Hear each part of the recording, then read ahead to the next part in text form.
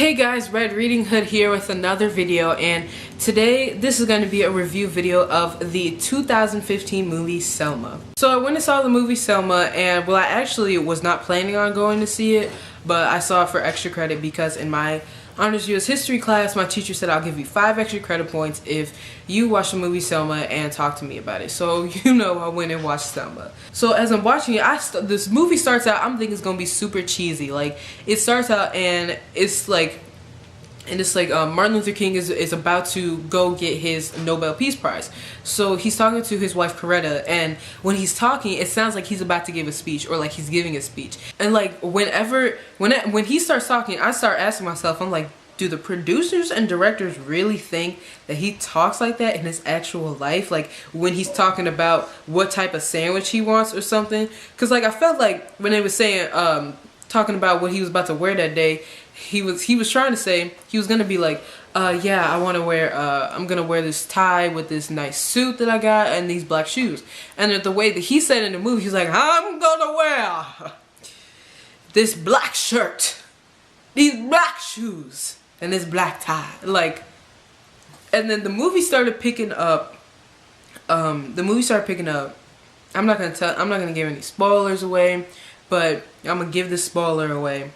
So the movie picked up when Jimmy Lee died, and man, when Jimmy Lee died, that got me because it was like why? It was one of those whys. But then the events leading up to his death was like, I was just like, okay, well, they was acting kind of stupid anyway, because when Martin Luther King got to Selma, they tried to do like they tried to go into the courthouse and be able to vote.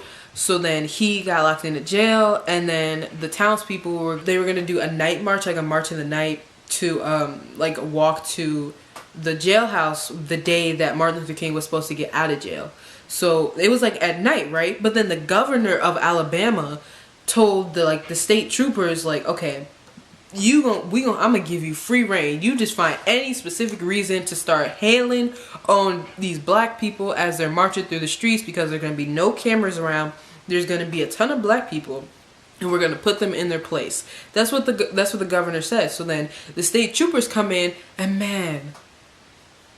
So then the state troopers come in, and then they just start beating on them. Like, it was bad. They just start beating on them. They got the dogs, but like in the movie you don't see the dogs come out like and start actually biting people, but you see, man, the cruelty. Like, what was crazy was that that the state troopers didn't have faces. So like, you knew that they were a person, you knew that they were capable of doing human-like things, but they didn't have a face. You didn't see their face. They were faceless.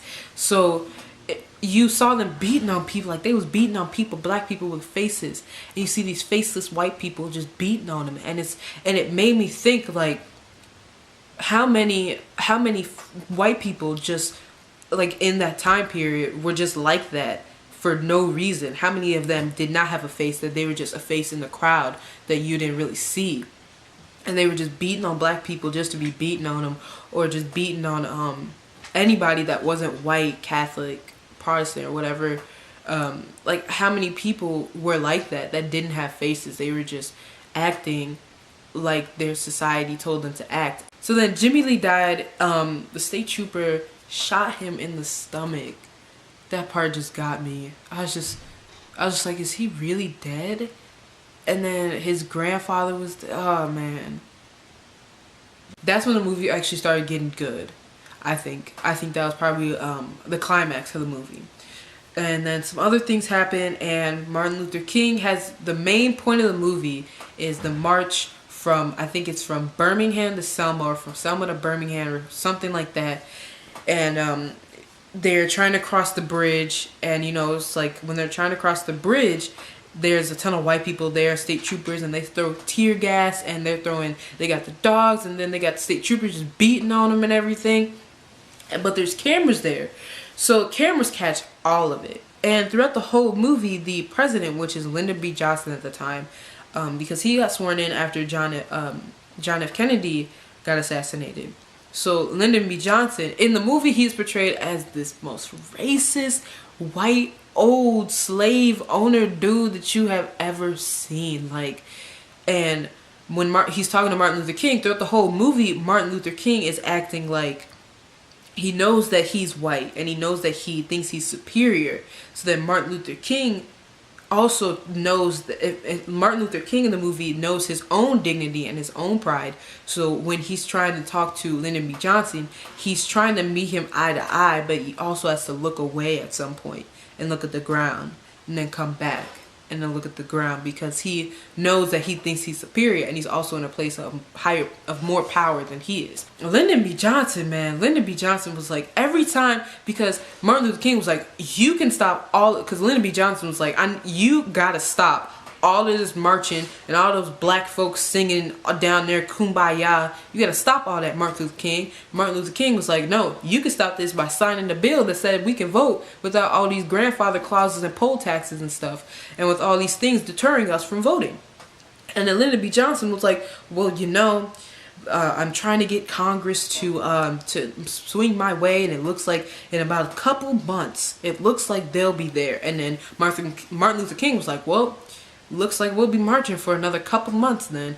And it's like Martin Luther King would meet with Lyndon B. Johnson, and this one time Martin Luther King was meeting with him, and then Lyndon B. Johnson kept poking him in the chest. Like he was like, you gotta stop doing this now. Don't tell me when you got one problem and I got 99 problems, and like, stop this. And I'm like, every time that Lyndon B. Johnson touched Martin Luther King, I was like, ugh, don't touch me. Like, that's how I felt. I felt like he was touching me. He was like poking into me, like he thought he was like, who are you?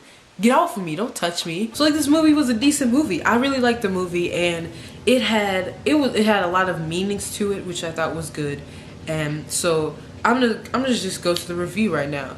So overall, I would give this movie a rating of 4 out of 5 Jada points. It was a good movie, and I thought it had a good message to it, and also it showed us the viewpoint of Martin Luther King that wasn't giving a speech, or that wasn't a minister, or that wasn't winning the Nobel Prize. It showed us the life of Martin Luther King outside of the home, because in the movie it showed us how his house is getting like wiretapped by the CIA, and how they logged everything that's happening. They're also the CIA was trying to destroy him from the inside out. So they were trying to destroy his family by sending him these fake voicemails that deliberately said that they were going to kill his wife and kill his children, kill him, because they tried to just deteriorate him and try to get him to stop this whole movement. That didn't work.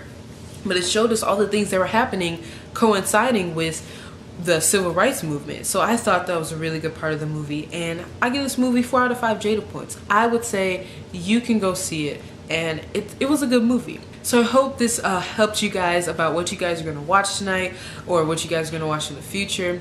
It was a good movie. You can go watch Selma like anywhere. If you like this video, go ahead, give it a thumbs up, and don't forget to subscribe, and check me out on my other channel, jadah.lynn, and I will see you guys in my next video.